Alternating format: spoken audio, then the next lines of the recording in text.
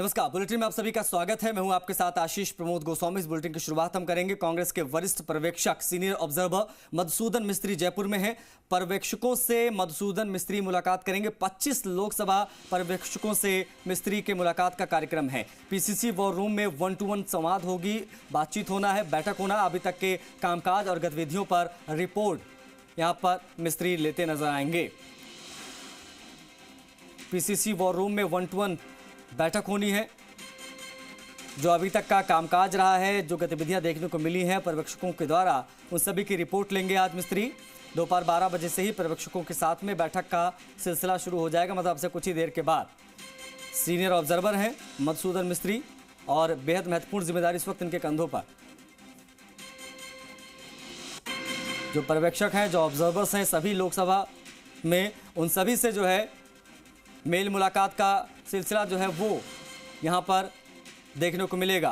PCC war room में 1-to-1 बैठक होनी है। कांग्रेस के वरिष्ठ पर्यवेक्षक मधुसूदन मिस्त्री जयपुर में।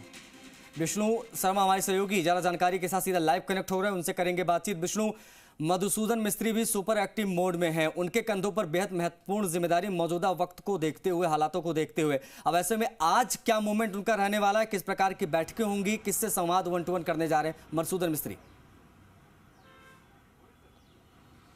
बिल्कुल आशीष, ये सही है क्योंकि मधुसूदन मिस्त्री कांग्रेस के सीनियर ऑब्जर्वर हैं और एक महीने में दूसरी बार यहाँ पर जयपुर आए हैं।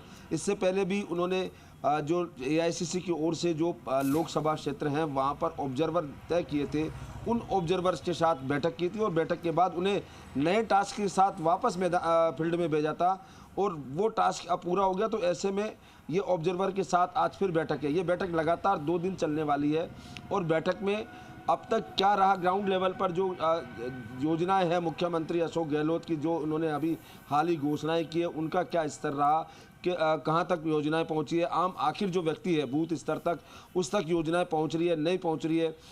यहाँ कुछ ऑब्जर्वर से बातचीत भी हुई तो उन्होंने कहा कि जो अशोक गहलोत सरकार की योजनाएं हैं वो नीचे स्तर तक पहुँच रही है और उनके दम पर ही सरकार रिपीट करेगी। उन्होंने दावा किया कि सरकार रिपीट उसी के दम पर करेगी। जालोर से जो अभी ऑब्जर्वर थे आईसीसी के और गुजरात के विधायक हैं रघु, तो उनसे बात हुई थी तो उन्होंने यही कहा कि सरकार की योजनाएं अच्छी है, कोई जादू की छड़ी नहीं है, लेकिन वहाँ जो जालोर की सभी सीटें हैं वो उन पर कांग्रेस काफ़ी मजबूत है। हालांकि उन्होंने ये भी कहा था कि यहाँ पर जो कांग्रेस है उसमें जो चेहरा है वो सिर्फ और सिर्फ अशोक गहलोत होंगे, मुख्यमंत्री का चेहरा अशोक गहलोत ही रहेंगे। ये उन्होंने दावा किया यहाँ पर अभी कुछ देर पहले कि उनके नेतृत्व में चुनाव लड़ा जाएगा अशोक गहलोत के। अच्छा, एक चीज और विष्णु, क्योंकि देखिए बहुत सारे सवाल उठ रहे हैं। देखिए लगातार मेल मुलाकात का दौर चल रहा है, तमाम बड़े नेता पहुंच रहे हैं, ऑब्जर्वर्स और जो प्रभारी सह प्रभारी सभी की एक्टिवनेस हमने देखी। इन बिटवीन ये जो बातचीत चल रही है, जो संवाद आज होने जा रहा है, टिकट वितरण के लिहाज से अगर देखा जाए तो ये ऑब्जर्वर्स के साथ में सीनियर ऑब्जर्वर की ये मीटिंग कितनी महत्वपूर्ण रहेगी? क्योंकि अभी भी टिकट वितरण को लेकर मंथन माथापच्ची जारी है, विशेष तौर पर राहुल गांधी के टफ फाइट वाले बयान के बाद। विष्णु, अब बिल्कुल ये सही है आशीष, क्योंकि लगातार टिकट वितरण एक बहुत महत्वपूर्ण वो बना हुआ है, क्योंकि लगातार यहाँ टिकट वितरण को लेकर ही माथापच्ची की जा रही है। लगातार जो स्क्रीनिंग कांग्रेस स्क्रीनिंग कमेटी के जो चेयरमैन थे गौरव गोगोई, वो आए थे। हालांकि मधुसूदन मिस्त्री जब पिछली बार भी आए तो उन्होंने कहा कि हमारा काम यहाँ संगठनात्मक रूप से कितना मजबूत है, कौन क्या है, टिकट जो देने नहीं देने का काम जो स्क्रीनिंग कमेटी का है, लेकिन वो इस बारे में सुझाव देंगे।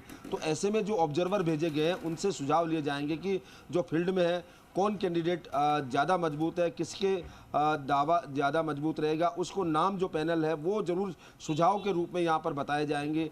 इसके अलावा जो रिपीट करने के कारण क्या है, हार जो अगर जिन सीटों पे लगातार हार हो रही है उनके कारण क्या है, वहीं दूसरी ओर जीतने के समीकरण क्या है, उन तमाम बातों को लेकर यहाँ पर रिपोर्ट ली जाएगी। 1-to-1 इनसे संवाद किया जाएगा। यानी जो हर एक सीट है, क्योंकि जो ऑब्जर्वर आए हैं 25 लोकसभा के लिए तैनात किए गए, 17 लोकसभा क्षेत्र उनमें तैनात किए गए हैं और वो जो उस लोकसभा क्षेत्र में सीटें आ रही है, विधानसभा सीटें, उनको ग्राउंड लेवल तक या बूथ स्तर तक उन्होंने वहाँ पर जाकर उन सबसे राय ली है, जो पब्लिक है उससे राय ली है, आम जनता से, क्योंकि वोटर्स की राय सबसे महत्वपूर्ण होती है।